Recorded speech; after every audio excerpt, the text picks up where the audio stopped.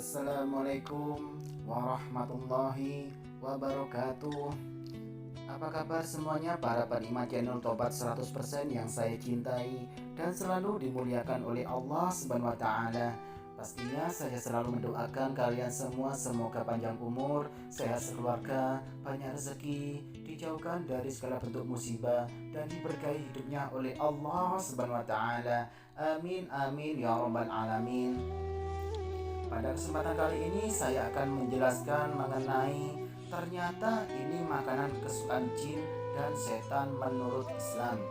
Namun sebelum saya menjelaskan lebih detailnya, alangkah baiknya kalian terlebih dahulu mendukung channel Tobat 100% ini agar tidak ketinggalan mengenai informasi tentang amalan-amalan zikir, wirid, doa, dan ajaran Islam lainnya sesuai dengan anjuran Rasulullah SAW dengan cara tekan tombol seperti berikut ini.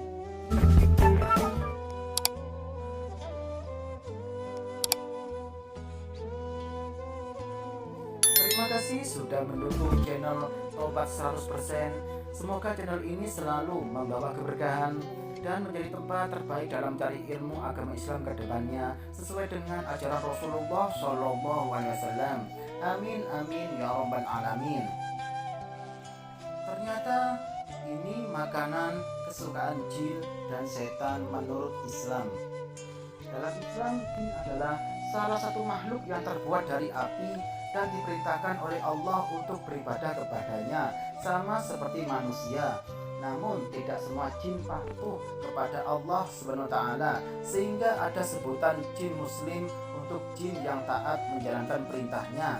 Ada pula sebutan jin kafir yang mengabaikan perintahnya. Sama halnya dengan manusia, jin menyukai makanan tertentu. Di antara makanan jin tersebut ternyata ada yang disantap dari makanan manusia. Makanan jin dan setan. Lantas apa saja makanan yang disukai jin dan setan?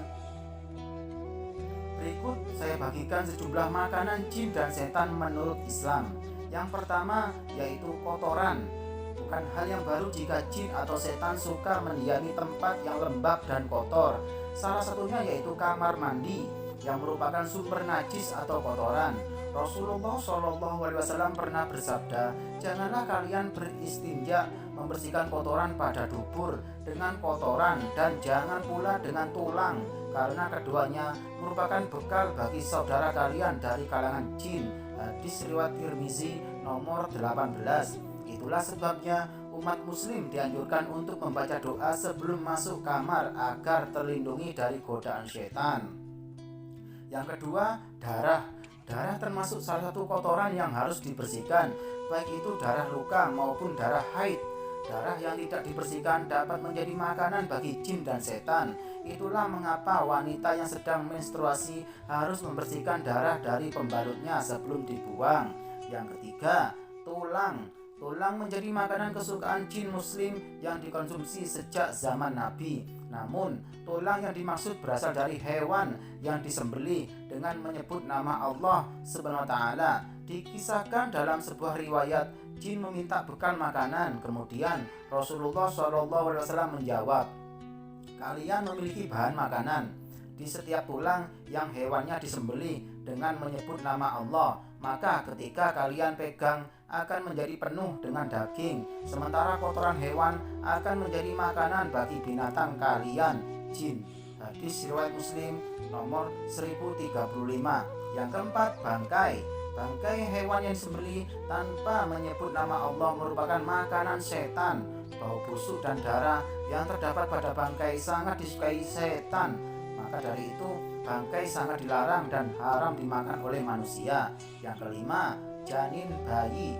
Janin bayi pada ibu hamil dipercaya menjadi salah satu makanan jin. Jin biasanya berkeliaran saat matahari mulai terbenam atau menjelang maghrib. Oleh karena itu, umat muslim dianjurkan menutup pintu dan berada dalam rumah, terutama bagi wanita yang sedang mengandung. Yang keenam, makanan yang dimakan dengan tangan kiri. Makanan setan menurut Islam adalah makanan yang dimakan dengan tangan kiri. Tak heran jika Nabi Muhammad SAW selalu mengingatkan umatnya agar makan dari tangan kanan seperti sabdanya, Jika salah seorang di antara kalian makan, makanlah dengan tangan kanannya. Ketika minum, minumlah dengan tangan kanan, karena setan itu makan dan minum dengan tangan kirinya. Hadis riwayat Muslim nomor 2020. Yang ketujuh, makanan yang dimakan tanpa menyebut nama Allah. Kalau setelah makan kamu tetap merasa kekurangan dan tidak kenyang, bisa jadi makanan kamu juga disantap oleh setan. Makanan yang dimakan tanpa menyebutkan nama Allah, bismillah, maka setan akan ikut menyantapnya. Sesungguhnya setan akan memakan makanan yang tidak diawali menyebut nama Allah. Hadis riwayat Muslim. Namun, jika terlanjur lupa membaca basmalah di awal, ucapkanlah bismillahi awalahu wa akhirahu dengan nama Allah pada awal dan akhirnya. Yang kedelapan, hewan yang disembelih tanpa menyebut nama Allah. Kalau setelah makan kamu tetap merasa kekurangan dan tidak kenyang, bisa jadi makanan kamu juga disantap oleh setan. Makanan yang dimakan tanpa menyebutkan nama Allah, bismillah, maka setan akan ikut menyantapnya. Sesungguhnya setan akan memakan makanan yang tidak diawali menyebut nama Allah. Hadis riwayat Muslim. Namun jika terlanjur lupa membaca basmalah di awal, ucapkanlah bismillahi awalahu wa akhirahu dengan nama Allah pada awal dan akhirnya. Demikianlah penjelasan dari saya yang diambil dari berbagai sumber terpercaya.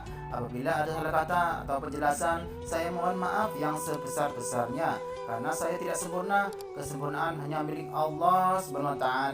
Amin amin ya rabbal alamin. Sekian, terima kasih. Wassalamualaikum warahmatullahi wabarakatuh.